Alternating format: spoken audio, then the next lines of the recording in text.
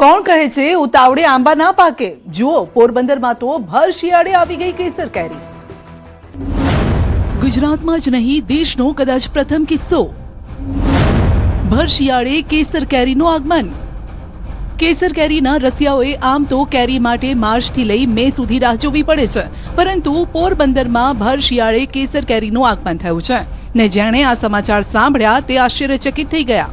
કેરીની સિઝન કરતા આ વર્ષે 5 મહિના વહેલી કેરીની આવક થઈ છે। શિયાળામાં આંબે કેરી આવી હોય તેવી આ ઘટનાથી લોકોમાં કુતૂહલ સર્જાયું છે। સામાન્ય રીતે આ સિઝન આંબે મોર આવવાની હોય છે અને તેમાંય આ વખતે તો કમોસમી વરસાદ અને હવામાનની અનિશ્ચિતતાના કારણે આંબા પર ફ્લાવરિંગમાં પણ ક્યાંક અસમાનતા જોવા મળી રહી છે। પરંતુ પોરબંદરમાં ભર શિયાળે કેસર કેરીના એક બોક્સની હરાજી કરવામાં આવતા લોકો અચંભિત થઈ ગયા।